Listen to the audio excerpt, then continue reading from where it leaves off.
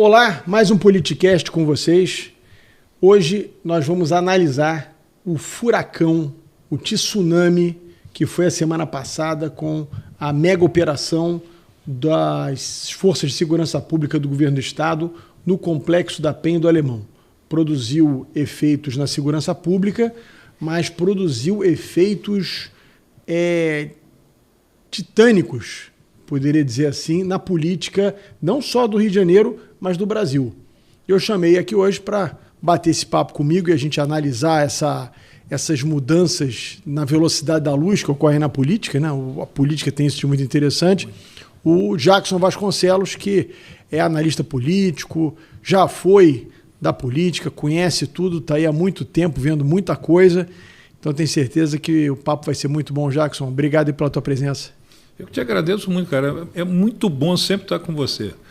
Eu tenho dito para muita gente da política que esse é um programa que ninguém pode perder, porque você faz análises sérias, né? Você tem no mundo da política muita gente muito palpiteiro, né?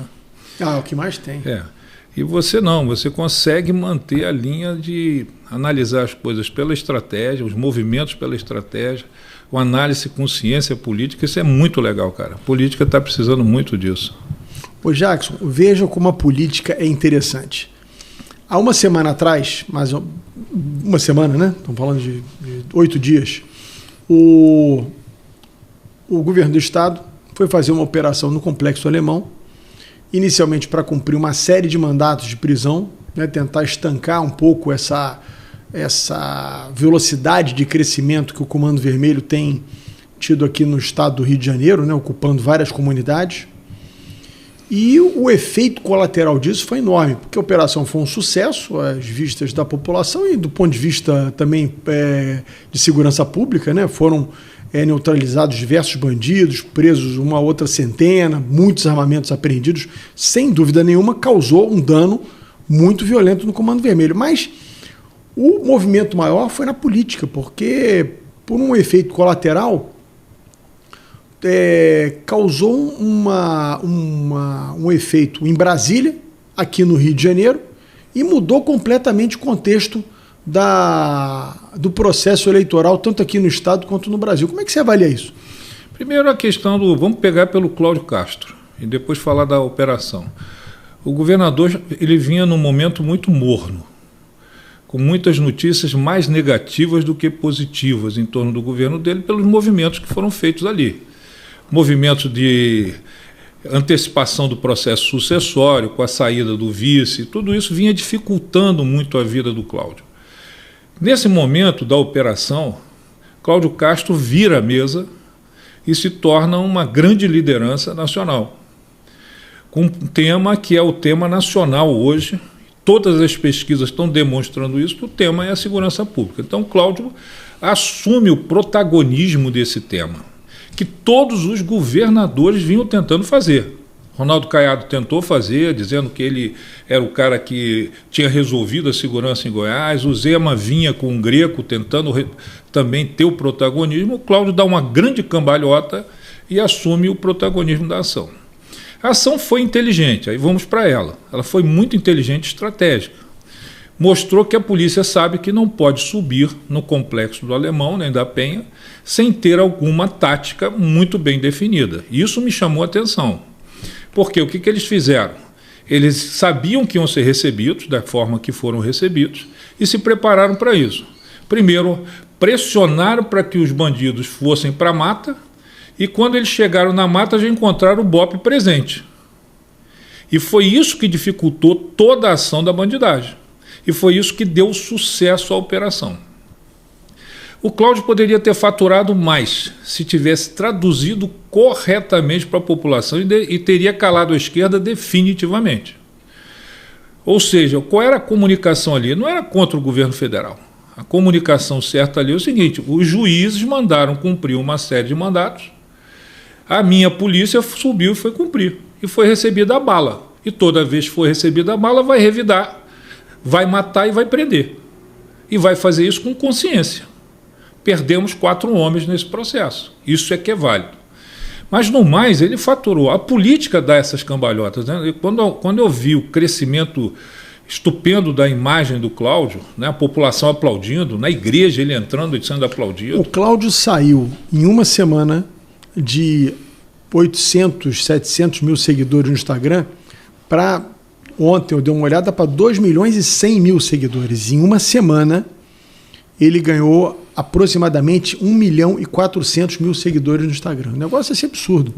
Isso me autoriza a continuar insistindo numa tese que eu levanto da reeleição do Cláudio. Eu levantei essa tese lá atrás, todo mundo, muita gente contestou, não todo mundo. Eu dizia o seguinte: o Cláudio ganhou no primeiro turno com a onda que veio do tiro na cabecinha. A onda que elegeu o Witzel se manteve presente e levou o Cláudio no primeiro turno, independente de outras ações. Agora se confirma isso. Volta a tese do tiro, né, do enfrentamento do bandido pela polícia, a polícia, a grande heroína do processo, volta e o Cláudio cresce estupidamente. De tal forma que se o Cláudio fosse candidato à reeleição agora, ele talvez tivesse um rendimento muito maior do que teve lá atrás. Não tenho dúvida disso. Tá certo? Nós temos feito pesquisa aqui, monitorado esse assunto. É impressionante o crescimento da popularidade do Cláudio. É um negócio muito impressionante. Muito impressionante. E ao contrário do que alguns especialistas achavam, né, esses nossos especialistas, uma semana isso vai decantar, as pessoas vão esquecer a operação. O apoio à operação só cresce. Passou uma semana e as informações que as pessoas vêm recebendo, elas são cada vez mais favoráveis à operação. Você veja que a imprensa tem uma coisa doentia de ficar procurando qualquer falha, né? Que seria meio inevitável. Imagina uma operação dessa de guerra, porque até o que o Rodrigo Pimentel disse em alguns programas, eu tenho visto vários programas que tem entrevistado ele, que aquilo ali não é uma operação de polícia contra o bandido, aquilo é uma guerra urbana. É a guerra urbana. Que deveria ser tratada pelo Exército. Aliás, no México, quem enfrenta o tráfico é o Exército e a Marinha. É crime federal. Não é a polícia local. Aqui é a polícia local. Porque é o que temos. Que fez com muita maestria e muita competência. Porque veja que uma operação dessa, num lugar completamente adensado de gente, a polícia conseguiu fazer uma operação e neutralizar entre prisão e morte de mais de 200 bandidos, apreender uma quantidade enorme de armas e drogas, sem ter uma criança, uma mãe, uma pessoa que estivesse saindo para trabalhar morta na operação, o que é quase que um milagre. Né? Seria muito provável que tivesse um inocente ali baleado, morto, né? Fora, obviamente, lamentavelmente, os policiais que foram feridos e 4 mortos. Mas por quê? Porque a tática foi ideal. Eles tiraram os bandidos de dentro da área onde estava a população. E os bandidos, né, acharam que estavam fazendo o percurso que fizeram na outra operação enorme que o Sérgio Cabral fez, porque eles fizeram o mesmo movimento. Eles foram para a mata. Só que dessa vez, eles não encontraram o caminho aberto. Eles encontraram o BOPE pela frente. Ou seja, a guerrilha não aconteceu aonde estava a população. Mas isso foi maestria da polícia. Não foi uma coisa não pensada. Não, foi completamente pensada. E existe um aspecto, Rodrigo, também que queria chamar a atenção nessa operação, porque ela é cheia de lições, né? Outro aspecto é as redes sociais. Cara, se elas não existissem, a imprensa teria o protagonismo desse assunto. Imagine a Globo sozinha falando sobre essa operação. Não ia ter... Até a forma da Globo se posicionar é porque ela viu que não poderia ir contra todos os fatos que estão sendo divulgados nas redes sociais. E as redes sociais, elas são fantásticas, porque você deve ter visto, você acompanha muito de perto, você viu várias situações da população fazendo graça com isso. Né? Eu me lembro muito de um vídeo que está rodando aí, de 2 bandidos dormindo, armados, aí chegam 2 policiais com uma rosa, você assim, desculpe acordar o senhor, eu estou aqui para cumprir um mandato de busca e apreensão. Então a população se uniu, mas as redes fizeram um grande trabalho. A rede permitiu que o Rodrigo Pimentel desmentisse a Benedita. Ele jamais teria esse espaço na Globo. Não. Quando a ex-governadora Benedita veio e disse que não houve uma morte, Rodrigo Pimentel foi lá, pegou as estatísticas e mostrou, e fez isso com respeito. Respeitou ela, porque o Rodrigo também sabe como lidar com a comunicação, né? Ele é mestre, já esteve com você aqui, o Sim. Pimentel é mestre nisso. Então, esse é um aspecto importante, que é a comunicação. A população sabe que pode falar e é correspondida. Esse é o medo que eu tenho da censura na rede. Eu tenho muito medo da censura na rede, não é pela política, é pelo fato de você ser bem informado. Né? Eu pensei muito sobre isso quando eu via o reflexo dessa operação. Eu disse assim, cara, se só tivesse a Globo nesse episódio, como era no passado, com certeza a leitura seria ia diferente. falar essas ONGs todas, direitos humanos, né? Me parece que até hoje uma dessas ONGs, que a presidente é a advogada do Marcinho VP, vai ser recebida no Supremo Tribunal Federal, não sei se é verdade ou não, mas a rede denunciou. Quer dizer, o negócio é inacreditável. Isso, a gente saberia disso se não tivesse rede social? Não. E mais, e seria recebido ou não seria recebido? A rede já deu um recado ao ministro. O senhor não pode alegar inocência. Sim, a gente está sabe sabendo quem está recebendo. Sabe quem está recebendo. Amanhã não venha de conversa fiada dizer que não sabia com quem estava lidando. Entendeu? Então, esse é um aspecto importante. A população do Rio de Janeiro começou a recuperar de novo o amor próprio. Né? Começou a sentir que é relevante. Esse processo a gente viveu na UPP. O meu receio, o meu medo é que o governador acelere demais o processo ou freie demais. Porque ele agora está numa reta muito interessante dessa corrida. É mostrar que é para valer. Quem vier para cima da polícia vai pagar um preço alto. Não pode, eu acho que você colocou um ponto muito interessante. Agora, o governador Cláudio Castro não pode nem acelerar demais com o entusiasmo que, obviamente, a população fica e a própria polícia fica cheia de moral com isso, enfim, não pode sair fazendo operação à torta-direita, porque essas operações precisam ser muito bem planejadas, como essa foi, precisam ser muito bem organizadas, isso tem um custo, né, também para a polícia muito grande, como também não pode, fizemos uma operação, agora está tudo resolvido, não vamos fazer mais nada, tem que ter uma continuidade, mas eu acho que vai ter, eu acho que é uma percepção que tem que aproveitar esse momento e avançar. Quem deve estar muito incomodado com isso é o prefeito do Rio de Janeiro. Porque ele sumiu, né? Por quê? Porque ele como é candidato a governador e estava nadando sozinho nessa praia, ele vinha assumindo o tema da segurança, que nunca foi dele. Sinceramente, nunca foi. Ele vinha assumindo por falta de alguém que assumisse. Você se lembra que na campanha para prefeito do Rio, né, o Ramagem teve um custo enorme por estar com o apoio do Cláudio Castro. Se aquela eleição acontecesse hoje... Esquece. Tá certo? Então, o Eduardo Paes, que é um cara que sabe lidar com esse processo, né, de pesquisa e tal, ele deve estar incomodado. Alguém tomou o espaço dele. Como é que ele reconquista? Somando-se com o Cláudio ou criando um fato novo que ele não consegue criar, né? Na UPP, ele teve um desgaste grande, quando o Beltrame chegou publicamente e disse, eu fiz a anestesia, agora o cirurgião tem que subir. O cirurgião era a prefeitura, e o Beltrame disse assim, o cirurgião não veio. O corpo acostumou com a anestesia e voltou a ser o que era. Quando eu falo da euforia, o risco da euforia do Cláudio, é a euforia do Sérgio Cabral, que foi o que aconteceu com a UPP. O processo deu certo, houve uma euforia, todo mundo queria uma UPP para chamar de si, de sua, né? E saiu para dentro. Eu acho que agora é tomar muito cuidado, mas eu acho que Jackson, óbvio, é uma semana que acontecer essa operação, a gente pode correr o risco de fazer uma análise aqui e lá na frente isso ser usado contra nós, né? Porque isso pode mudar a qualquer momento. Mas eu acho que esse tema da segurança pública ele veio para ficar na campanha de 2026, não só aqui na cidade do Rio, no estado, que já estava, mas agora de forma mais contundente, e a nível Brasil.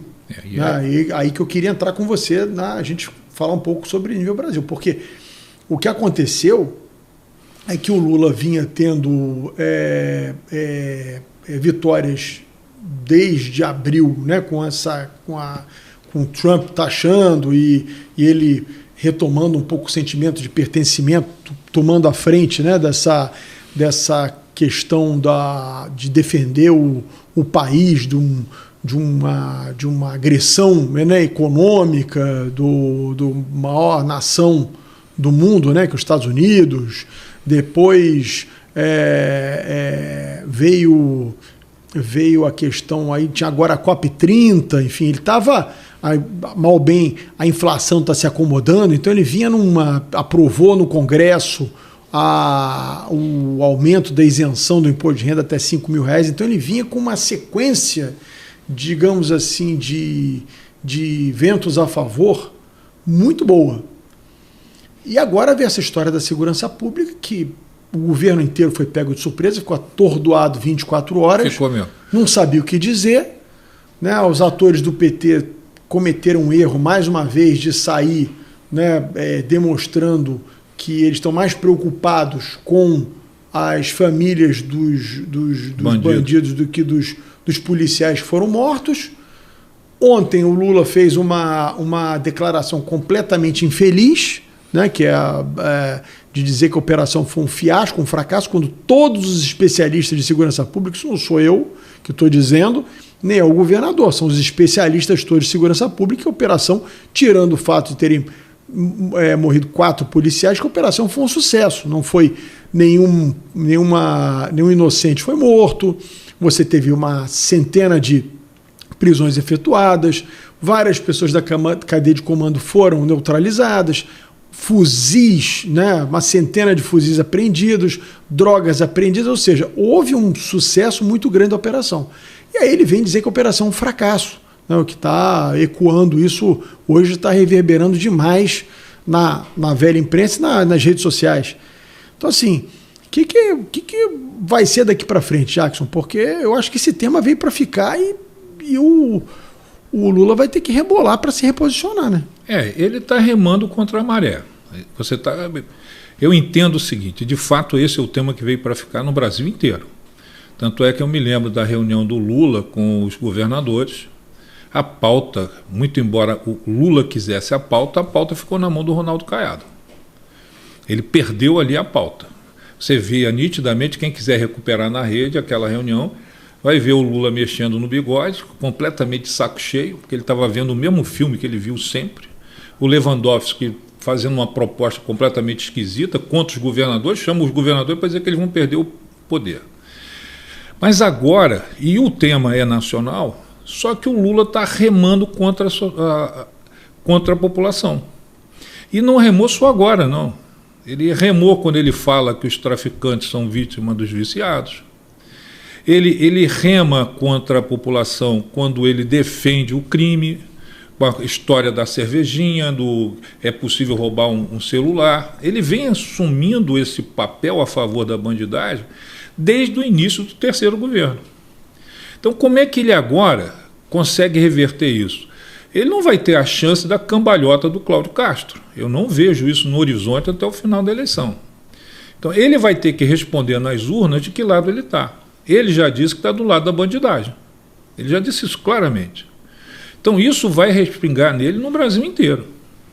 Como a gente conhece a política, você conhece mais do que eu, você sabe que daqui a pouco os caras que estão do lado dele vão começar a despregar, né? Já vinha esse movimento, de certa forma, dos partidos aliados. Já tinha partido ali que já começava a dizer, eu não quero mais estar no governo e tal. Ele conseguiu de abril para cá recuperar um pouco a popularidade, deu uma equilibrada no jogo, e eu acho que agora, assim, Jackson, as primeiras informações que eu tenho de pesquisas é que ele deu uma derretida muito forte. E vai ser pior. Ele entrou tonto no processo, com um pacote anti-segurança, aonde no momento em que o governador assume o protagonismo, ele quer tirar a força desse governador. E eles estão alucinados para tirar a força do Cláudio, tirar o Cláudio do cenário. Não, essa história de colocar para votar essa semana um processo que estava dormindo lá no TSE, um dia depois da operação, marcam para a semana seguinte votar, eu não vou entrar nem no mérito para quem está nos assistindo aqui, não, mas o negócio é grave, o negócio não é grave. Eu não vou entrar nesse mérito, eu não vou discutir o mérito. O que eu vou discutir é o seguinte: alguém em Brasília precisa sair da bolha e pensar um pouco. Só você colocar um processo desse para votar, você já enfraquece a cadeia de comando no estado do Rio de Janeiro. Porque o comandante do batalhão que está lá enfrentando o crime, e está lá com o governador dizendo, vai que eu te apoio, pode ir, vai em frente, coisa e tal, esse cara vai olhar, pô, vem cá, vou por enfrentamento, amanhã morrem mais 50, mais 60, e aí o governador é outro, será que eu vou ter esse apoio? Então esse cara que está na ponta, esse servidor da segurança pública, já fica preocupado.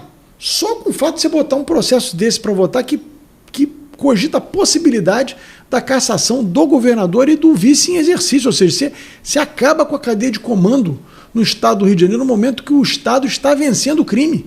Quer dizer, um negócio sem nenhum cabimento. Para mim, essa é a intenção deles. Mas eu não sei se eles conseguem cumprir com essa intenção. Porque também existe um outro movimento, né?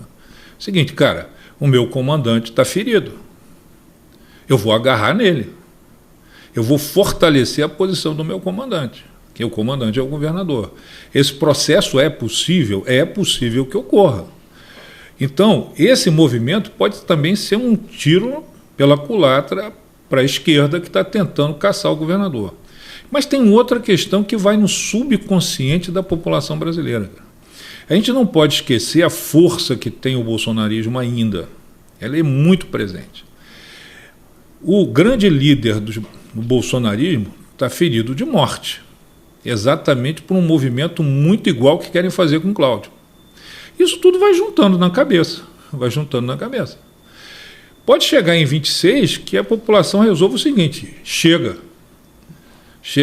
eu não quero mais essas vítimas, chega de vitimizar as pessoas.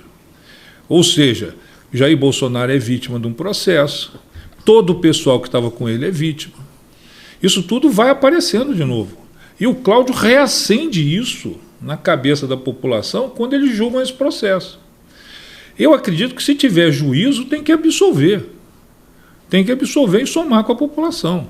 A entrada do ministro do Supremo no Rio de Janeiro, no Centro de Operações do Rio, com o Cláudio, demonstra o seguinte, cara, existe o risco deles impedirem o governador continuar.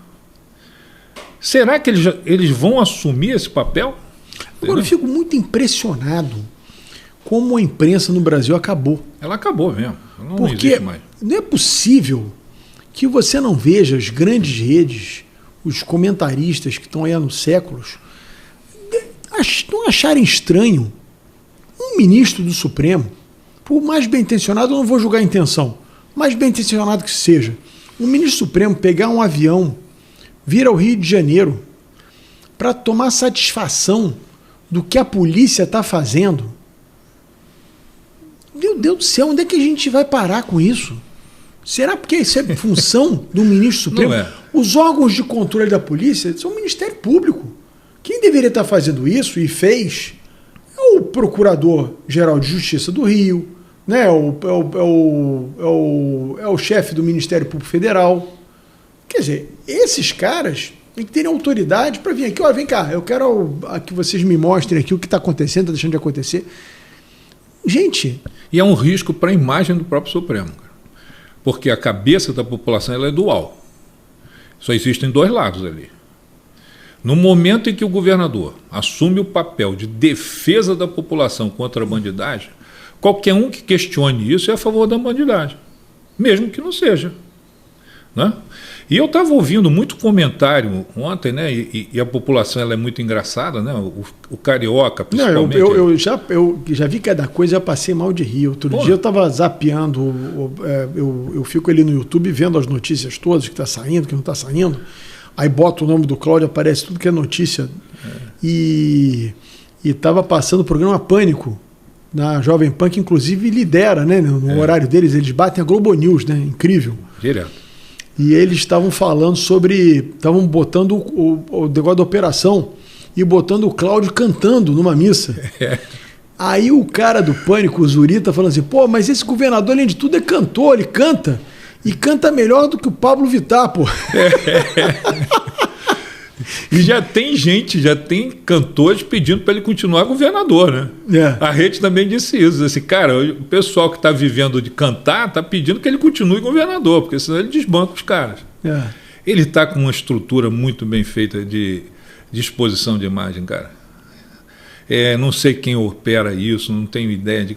Cara, ele veio para esse papel de bermuda, de calção, foi visitar o policial que sofreu, né, na operação. Ele está no auge, né? Ele está num momento muito, muito forte. Foi o que você disse, agora tem que tomar cuidado nem para os exageros e nem falar o seguinte, bom, agora eu fiz minha parte, acabou, vou ficar quieto aqui, a população... Ela tem uma esperança. A gente fez uma pesquisa aqui na Arrow para o jornal Correio da Manhã, logo no dia da operação. No dia seguinte a gente fez a operação para pegar o calor da operação. E nós perguntamos, né, o que vinha à cabeça das pessoas. Nós listamos uma série de palavras: medo, revolta, esperança, alívio. Esperança veio encabeçando 44%. Depois, alívio, 20 e tantos por cento. Ou seja, as pessoas, essa operação reacendeu nas pessoas a autoestima, uma esperança de que você possa realmente melhorar a segurança do cidadão muito grande. Então não pode-se ignorar isso, né? É um momento do governo mostrar que vai continuar nessa batida, né? Seja com outras operações, seja com ações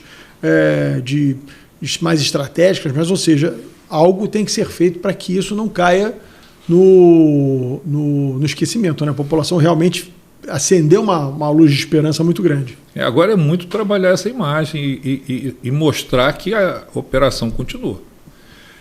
O grande herói nessa operação não foi o governador, foi a polícia. Ela saiu e ela demonstrou o seguinte: se me derem apoio, eu faço. Eu não consigo fazer se não tiver apoio. E o meu comandante é o governador. Isso ficou muito claro agora.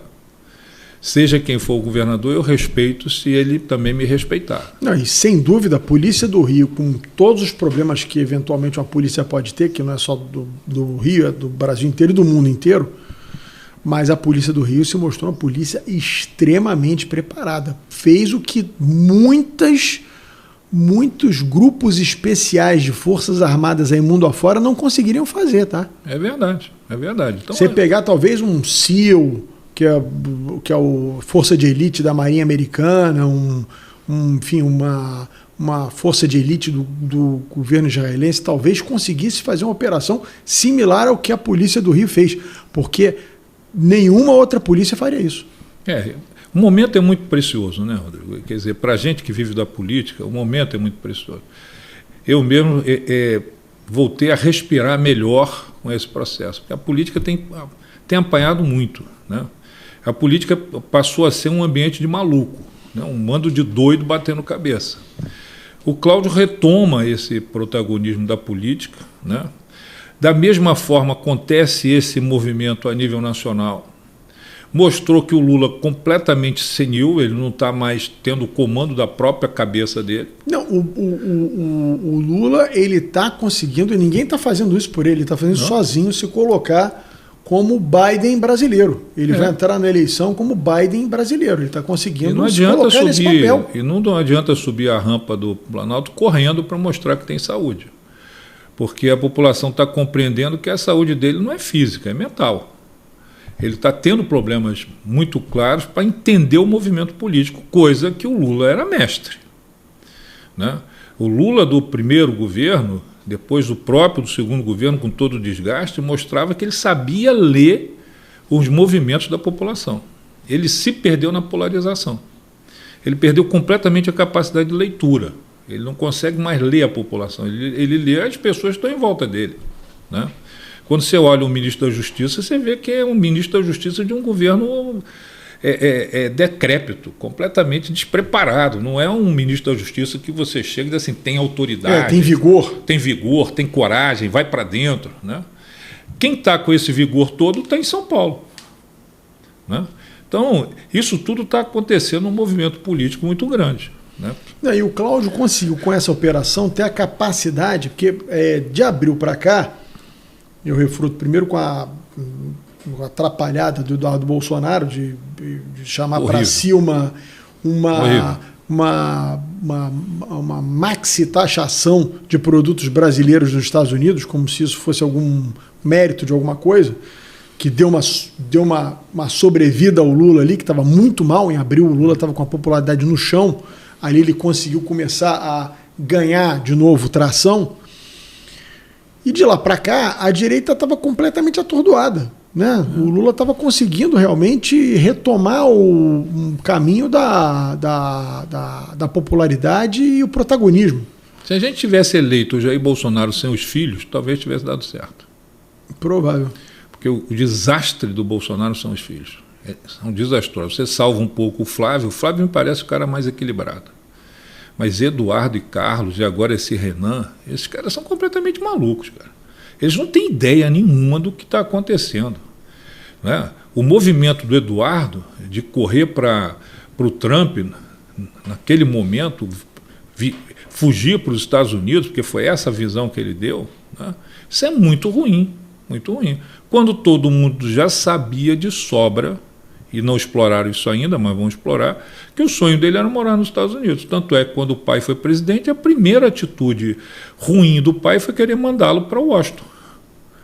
Ele queria ser embaixador, porque ele sempre quis morar nos Estados Unidos. E quando ele vê a oportunidade, ele vai como herói. Você vê que ele já sumiu, né? Eles estão se dissolvendo. O Carlos Bolsonaro resolveu fazer uma brincadeira fora do Rio e já começou a desistir. Porque o grande problema do Jair Bolsonaro foram eles. E eles não sabem aproveitar o pouco que ainda resta do Jair Bolsonaro, né? E eles se colocaram numa linha de frente ruim. A direita está batendo cabeça, está todo mundo tentando assumir o protagonismo da direita, não está conseguindo. Você vê isso no Congresso, com Sorgen, com Marcel Van Hatten e com outros lá que estão tentando ocupar esse espaço, o Nicolas, mas estão batendo cabeça. Não, o Cláudio conseguiu, com uma única operação, fazer o que essa gente toda não consegue há meses. Muito bem, isso mesmo.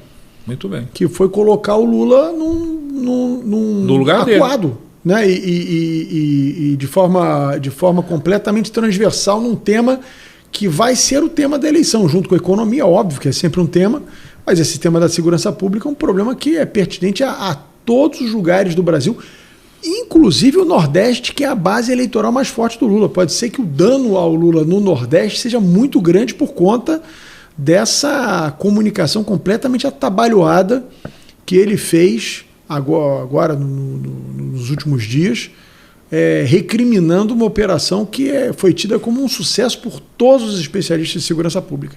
Muito infeliz, né? Porque veio logo depois, e sem sorte, porque veio logo depois da declaração dele a favor dos traficantes, que ele depois tentou consertar, e que de fato eu acredito que ele não quis dizer aquilo, mas é aquilo que foi ouvido e é aquilo que foi entendido.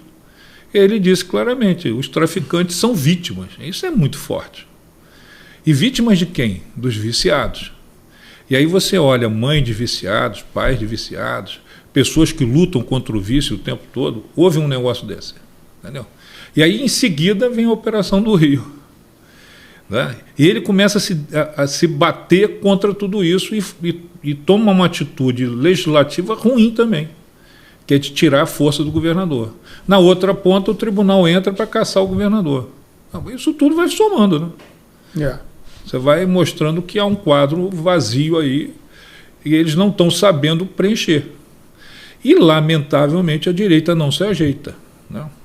E aí eu queria trazer um pouco para a pauta, nossa, se você permitiu, o Tarcísio, né? Que findou tomando um chega para lá dos filhos do Bolsonaro e resolveu ficar quieto agora. Aqui eu estou bem. O problema do Brasil é de vocês. Ele está reeleito governador de São Paulo. Né? Não tem ninguém para... Tá dando... Aquele secretário de segurança dele, então, é um cão, cara. Um cara muito bom de comunicação. Muito bom. Ele não deixa passar nada. Entendeu? Então, eles estão sabendo construir em São Paulo uma estrutura, né? Isso é pena. Eu fico, de certa forma, um pouco mais aliviado, porque o Rio estava na desgraça total. Sim. Você não falava mais no Cláudio entre os governadores com futuro político. Ele entrou nesse jogo, né? Agora, erro dos filhos do Bolsonaro. Tarcísio é outro erro. Eles incomodaram tanto, encheram tanto o saco, que eu acho que o cara desistiu desse troço, entendeu? E você não tem mais ninguém hoje para assumir esse papel. Mas diante dessa debacle, a gente vai ter que ver nos próximos dias aí como é que as pesquisas vão pontuar no Brasil inteiro. Aqui no Rio, o Lula está derretendo. Eu não sei como é que está o fenômeno no Brasil, né? Alguém vai ter que preencher esse espaço. Vai. Porque se o Lula não conseguir corrigir essa rota rapidamente, vai ficar difícil de corrigir lá na frente. Muito difícil, porque vai colar a imagem de defensor de bandido, não vai sair mais. Eu não sei o tempo que ele tem, né? Para mim já colou. Para mim já colou, porque o que acontece, Beto? É tudo no conjunto, né? Você pega um conjunto inteiro. Você diz assim, é um cara que foi preso, que saiu da prisão para ganhar a eleição, para vencer o Bolsonaro, todo o movimento de destruição do bolsonarismo, as declarações do próprio Alexandre de Moraes, do Lewandowski, do Luiz Barroso, que foi o maior desastre em termos de declarações sobre isso. Tudo isso vai juntando, cara. A cabeça vai formando opinião. Ela vai formando opinião. E aí o Lula, ele está no meio disso tudo, né? Então, como é que ele vai sair disso com a imagem de defesa da legalidade, da lei e da ordem? Eu não sei. Eu acho que essa bandeira ele já perdeu. Para mim, ele já perdeu, né? Ele hoje é o pai da desordem. Ele é a favor da bagunça, da confusão, né? A esquerda está ajudando muito nisso, porque você pega um Lindbergh, vê o desastre que o cara está fazendo na imagem deles mesmo, entendeu? Então, tudo isso vai Eles falam para a bolha, né? Só que tudo bem, para você se reeleger deputado federal, tá ok, você está falando para aquela bolhazinha ali, pessoal que tem aqui essa questão humanista muito forte, coisa e tal, não sei o quê, acho que é um absurdo, podia entrar sem matar. Enfim, é pessoa que fica num devaneio, né? Como, não é a vida como ela é. Agora, para a imagem do conjunto do partido, das forças majoritárias, né, as candidaturas majoritárias, é um desastre. Um desastre total. Aí você vai somando, trazendo um outro aspecto para esse jogo, né, que é um aspecto interessante. Como é que a esquerda vai se posicionar se ela só tem o Lula? Como é que ela vai preencher essa lacuna do Lula, né? Segundo ponto, e isso sim é muito interessante, Beto, até a operação do Rio com Cláudio Castro, a direita, o pessoal da direita estava envergonhado, estava com medo de dar opinião e a esquerda estava falando sozinha. A turma da direita, a partir da operação do Cláudio, começa a ter coragem de falar quem é. E a esquerda começa a perder o discurso, começa a ficar envergonhada. O cara no metrô, como é que ele vai se defender agora? O cara entra no metrô da Pavuna e diz, eu sou esquerda, eu sou a favor, eu sou contra a operação. Vai tomar um tapa na orelha. Vai. Antes, o pessoal da direita calava, se sentia acuada. Agora não, o pessoal está vindo para dentro. Então, o discurso, o debate ganhou um novo aspecto agora. A direita começa a assumir, sair daquela espiral do silêncio e começa a gritar, né? Então, é um quadro novo. Por isso que eu estou dizendo, eu já disse isso em vários momentos e tal, fiz vídeo, está aí na minha rede, eu dizendo o seguinte, 2026 vai ser completamente diferente de tudo que a gente já viu, como foi 2018. Eu, em 2017, escrevi um livro, e quando eu conversava com o editor sobre o livro, e para ele escolher o título, ele dizia assim, de tudo que eu estou te ouvindo sobre 2018, eu acho que não tem melhor título para esse livro. Que raio de eleição é essa? Porque eu dizia a ele o seguinte, 2018 vai ser uma cambalhota, vai virar o jogo. 2026, eu não sou adivinho, eu estou conversando, você me ajuda muito nisso, nas pesquisas que faz, eu ouço muito você, leio você, vejo os movimentos que você faz, vejo de outras pessoas, vejo o movimento na segurança e conseguindo a conclusão seguinte, cara, 2026 o povo vai dar um novo recado. Qual é? Não sei. Eu também acho. Mas vai dar um novo recado. E que não é isso que está aí, entendeu? Você vê que coisa impressionante, se o Cláudio botar a mão em alguém hoje para governador? Eu acho que está eleito. E é esse o ponto que eu queria chegar para você, para analisar, porque o Cláudio, ele criou uma estratégia em que inicialmente foi muito bem sucedida, que foi inclusive o vice para o Tribunal de Contas para abrir caminho para o seu candidato preferencial, que era o Rodrigo Bacelar. candidato presidente da Assembleia Legislativa, que hoje é o vice em exercício, né? Na ausência do Cláudio, ele é o vice em exercício e o segundo na linha de comando do Estado. Depois houve o desentendimento por conta da exoneração do Washington Reis, né? Que vinha criando uma série de embaraços ali no governo com posições conflitantes. Como é que fica isso? Porque o que vai acontecer é o seguinte: hoje, até uma semana atrás, o Eduardo Paes era o franco favorito a se eleger governador. Ninguém queria botar a cabeça de fora. Você via coisas inimagináveis, né? Porque onde a fumaça há fogo, as pessoas negam, mas havia membros do PL conversando sobre a possibilidade de apoiar o Eduardo Paes, mesmo ele sendo candidato do Lula. Mexeu com o Malafaia, mexeu comigo. Lembra? Uma coisa assim inimaginável, né? Que a gente pudesse ver no Rio de Janeiro, no mesmo palanque, bolsonaristas e lulistas. Agora o jogo mudou. O Eduardo está uma semana agora, apareceu lá na COP30 com o príncipe, coisa e tal, mas está passando ao largo dessa conversa de segurança pública. Para quem conhece o Eduardo Paes, como eu conheço, você também conhece, seria inimaginável, né, uma operação desse tamanho, o Eduardo não se posicionar de forma muito contundente para um lado ou para o outro. Ele está quieto, né, ele está passando ao largo dessa história aí. Pergunto a você, o que vai acontecer agora? Né? Quer dizer, o Cláudio hoje foi o que você disse, que ele botar a mão hoje, fotografia de hoje, é um fortíssimo candidato a governador. E eu vou dizer uma coisa aqui, que a idade me autoriza a ser, às vezes, mais ousado, né? Um tempo atrás, quando eu estava num... Vou complementar a pergunta, você não acha que a lógica vai ter que imperar e o Cláudio e o Bacelar vão ter que se ajustar? Não sei se vai ser por aí, cara. Sinceramente, não sei. Não sei se ajustarem ou não. O grande problema do Rodrigo Bacelar é que ele não tem a imagem do Cláudio. A imagem que o Cláudio tem hoje. Ele tem a imagem do Cláudio do passado. Ele não consegue assumir essa bandeira. Eu acho muito difícil o Rodrigo Bacelar ter a autoridade com a polícia que o Cláudio tem hoje. Porque aí depende de autoridade moral agora. O Rodrigo Bacelar é muito vaidoso, é dono de todos os negócios, né, de todas as cabeças. Negócios que eu digo são as cabeças, né, não são negócios de governo. Então eu não vejo nele esse perfil. Pode ser que o governador, botando a mão, leve em frente. Mas o governador também, e aí você conhece mais do que eu, o governador não me parece confortável com o Rodrigo Bacelar. É uma coisa ali de desconfiança mútua. É uma cobra, né, junto com a outra ali, tentando fugir do assunto. Mas eu posso ser um pouco mais ousado, né? Quando eu estive numa reunião de governadores aqui no Rio de Janeiro, quando houve uma reunião aqui, né, sobre esse grupo de governadores de direita e tal, eu vi o Anastasia falando e tal. Aí eu mexi com o Abel e disse assim: Abel, por que você não é o Anastasia do Rio? Né?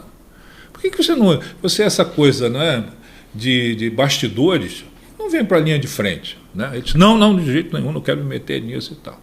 Hoje o Cláudio tem força para fazer um governador, ele tem que escolher quem é. Com um risco muito grande dele patrocinar o próprio Eduardo, que o Eduardo também não é bobo. Se a gente está vendo o movimento, ele também está. E o Eduardo é muito fácil de compor com qualquer um. Né? Nesse momento que a segurança pública está em jogo e o crime está em jogo, o Eduardo tem uma imagem que não ajuda muito. Você vê, está rodando na Netflix aí um seriado chamado Os Donos do Jogo. O cara que criou aquilo ali, ele pegou todos os bicheiros do Rio de Janeiro e organizou ali em personagens. Mas tem uma cena, que é uma escola de samba, o bicheiro assassino está no palanque, você pegando, você vai ver. A escola de samba em festa, né? Duas mulheres que são filhas do líder que está morrendo ali. Aí esse criminoso vira e diz assim: o prefeito chegou. Aí entra um cara com chapéu de Panamá, que não aparece o rosto, abraçando, beijando os bicheiros. Tá certo?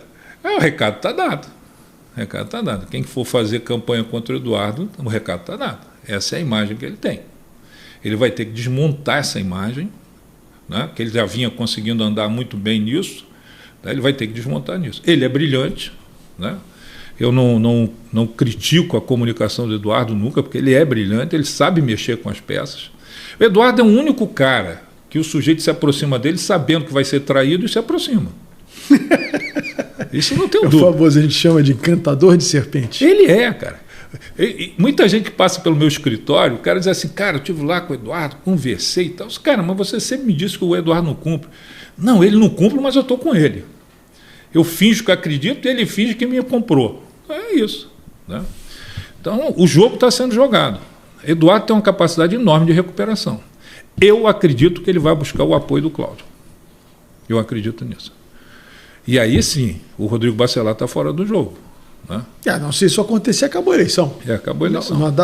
Óbvio, sempre é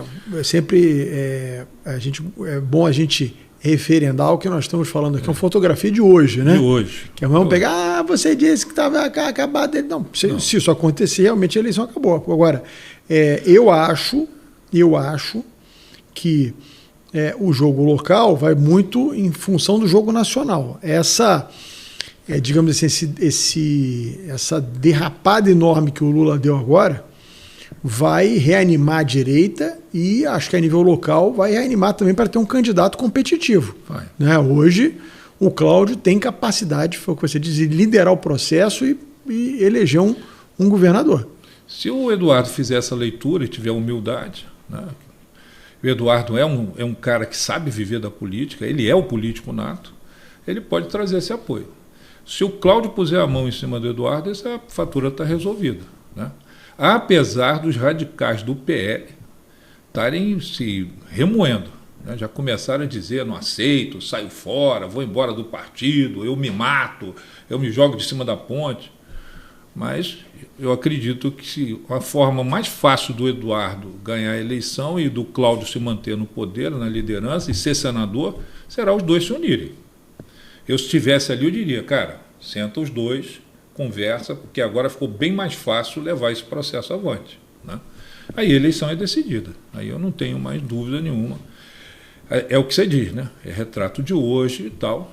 Mas o problema é que vai agora, com esse acirramento entre o governo federal e o governo do estado aqui, vai deixar o Eduardo numa situação difícil ou ele vai ter que jogar o Lula ao mar. Ele faz com maestria, cara.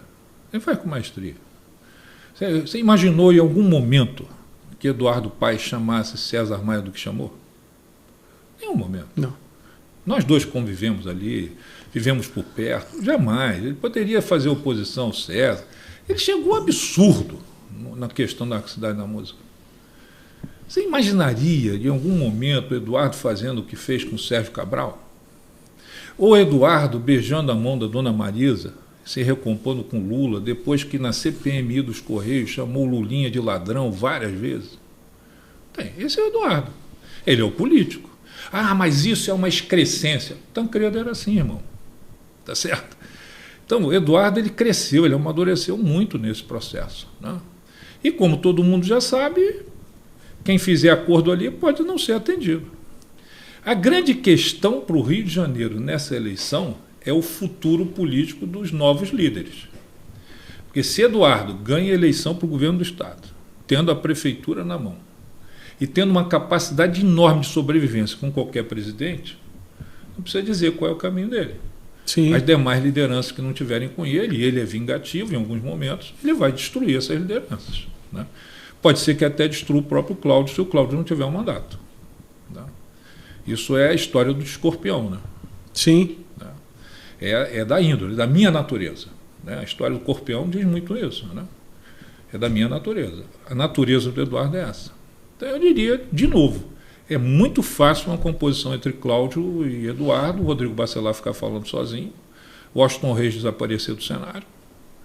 Basta os dois se unirem nesse momento. Se Eduardo entender isso, é uma visita ao Cláudio, um cumprimento a ele, e vamos juntos, eu vou cuidar da cidade, blá, blá, blá, e vai embora.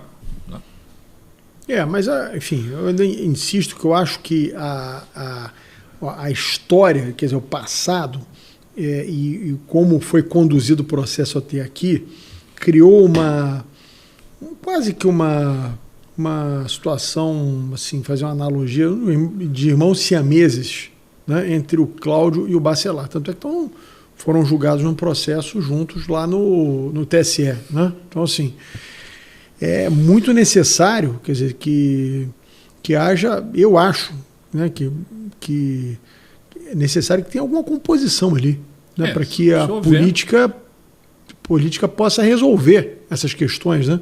Se houver, nós teremos disputa no Rio de Janeiro.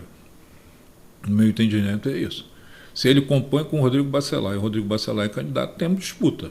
De um lado Eduardo, do outro lado Rodrigo. Pode surgir algumas coisas pelo meio, mas vai ser isso. Se o Rodrigo Bacelar e o Cláudio não se acertarem, no sentido do Rodrigo ser o candidato, a união do Cláudio com o Eduardo, né, muita gente vai dizer, não, mas o Cláudio em abril deixa o governo. Mas o tamanho dele, ele anda onde ele quiser, ele vai para onde ele quiser, ele faz o que ele quiser. E dane-se o mundo. Se o governo se virar contra ele, pior para o governo. Tá certo? Ele vai ser um cara que vai visitar batalhão todo dia. Eu não tenho dúvida disso. Né? Agora, pergunta a você. Você acha que no Rio de Janeiro há possibilidade de algo novo? Por exemplo, apareceu ontem também foi aprovado o partido do MBL. Tem um bombeiro aí que é candidato. Eu não conheço, mas volta e meia me falam aí de um bombeiro Zaca, sei lá, um cara assim diferente, né, que possa vir nesse viés de segurança pública. Um Ítalo Marcilli, que é um cara esse é forte. Que é um cara que tem uma rede social muito poderosa, é um coach, enfim, na linha Paulo Marçal, tem uma história. Não sei como é que está lá no Partido Novo, acho que não vingou, né? Não sei, vingou. Coisa não andou. Que eu saiba, não vingou, não. Cogitaram o nome agora eu li outro dia no jornal, do André Marinho, que é apresentador da Jovem Pan, que é um garoto novo também, assim, fala bem, coisa e tal. Você acha que há espaço para uma coisa nova dessas? Sempre há na política, né?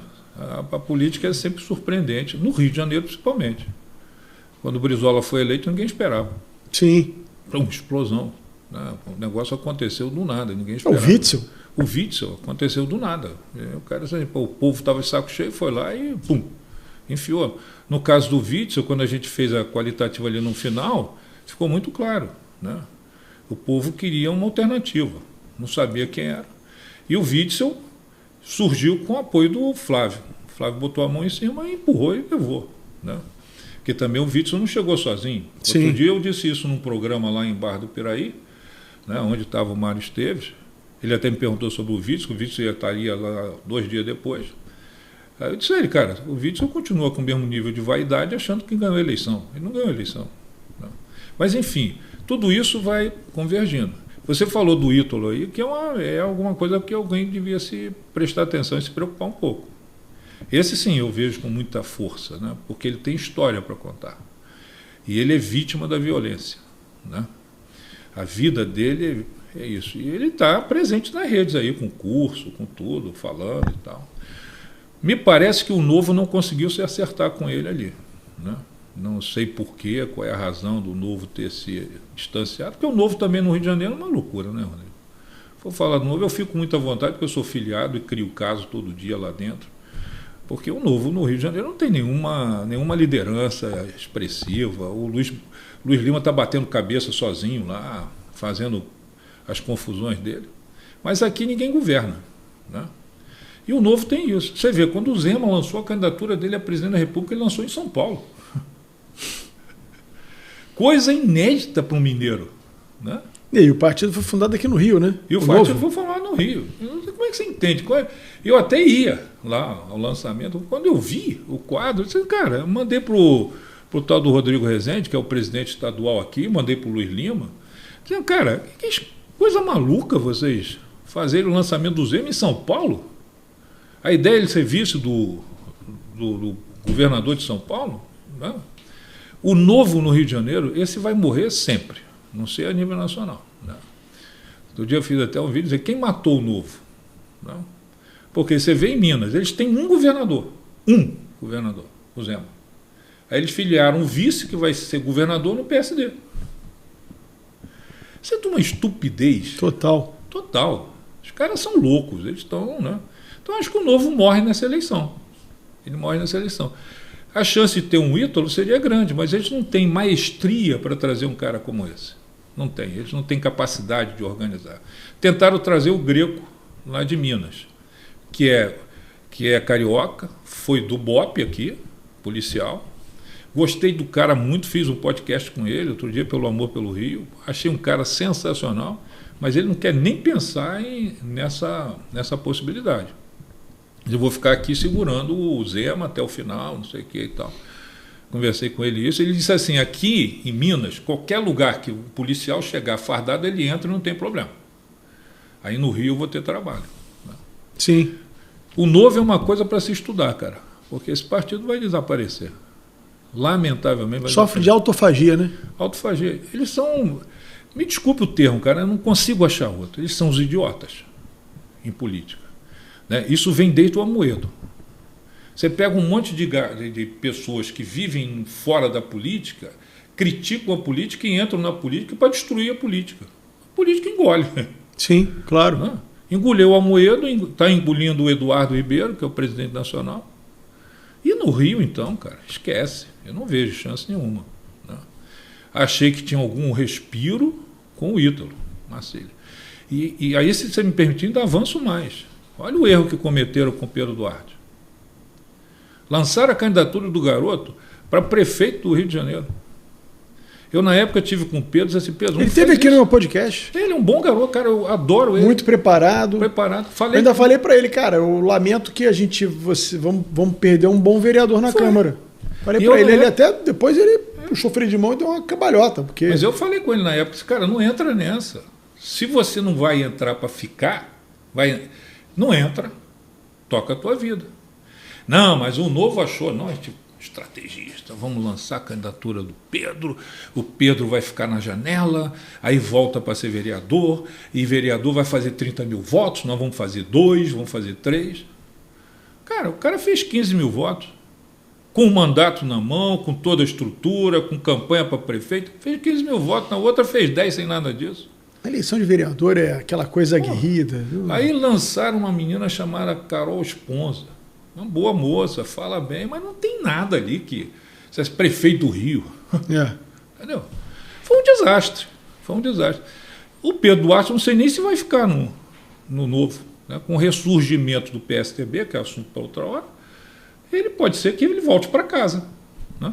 Que ele começou lá, né? Com o Otávio, né? Com o Otávio. Que eu não sei onde anda. Encontrei o Otávio outro dia num restaurante. Não sei o que ele está fazendo. O Otávio foi engolido pela polarização que a política virou, né? A política exige, eu digo isso a todos os candidatos que vêm conversar comigo, a política exige hoje, porque antigamente você tinha até em marketing um númerozinho mágico que a pessoa recebia, só 10 anos atrás, né? Você recebia 200 impressões por dia entre o que você via em outdoor, o que você via na televisão, o que você via no jornal. Hoje esse número deve ser exponencial, 2 mil, 3 mil, 4 mil. Então, se o cara não tiver uma imagem muito redonda, se ele não tiver uma identificação muito forte com um tema, né, e aquele tema cair no gosto da população, no caso agora, por exemplo, segurança pública, esse cara desaparece. Porque ele vira mais uma árvore na floresta. E é o caso, o Otávio é um cara muito preparado, fala muito bem, mas é aquele negócio, ele foi meu companheiro na Câmara, ele discursava, não estou fazendo uma crítica a ele, ele é um cara muito preparado, mas ele tinha a capacidade de subir na tribuna da Câmara, descer, você não sabia se ele era a favor ou contra o projeto. E esse tipo de político que ficou ali no meio do caminho, ele foi desintegrando, né? Esse voto de opinião do político do meio do caminho, aquele cara que agrada a todo mundo, morreu. Acabou. Morreu. Não tem mais. O cara quer saber o que você pensa. Exatamente. Quer ouvir exatamente. Pode até discordar de você e bater pesado. E corre o risco de votar em você. Mas se eu souber a sua opinião. Bom, Jackson, eu queria muito agradecer você mais uma vez por ter vindo aqui no programa. Eu acho que esse papo foi muito providencial, porque a gente está, assim, deu um hecatombe político no Rio de Janeiro e no Brasil, né? A gente precisa tentar entender isso, e os nossos, quem está nos assistindo também ter um pouquinho de informação de qualidade e você nos ajuda muito a levar essa informação de qualidade. Então, muito obrigado aqui por você ter disponibilizado o tempo de vir aqui no Politicast. Eu que agradeço muito, cara, e quero aqui fazer a propaganda do teu livro. Não dá para pensar em 2026 sem ler você. O teu livro é grandioso nesse processo, né? Você analisa muito a política carioca de uma forma muito legal. Muito obrigado por tudo aí, cara. Olha, eu queria agradecer a você que nos assistiu até aqui. Eu peço que quem gostou, curta, compartilhe com os amigos. Se quiser compartilhar com os inimigos também pode, não tem problema nenhum. Enfim, não deixa de fazer o nosso programa ir à frente, porque a gente busca aqui tentar fazer o melhor. A gente erra, acerta, mas a gente tenta trazer o máximo de informação de qualidade para todos vocês. Muito obrigado a vocês que nos assistiram até agora.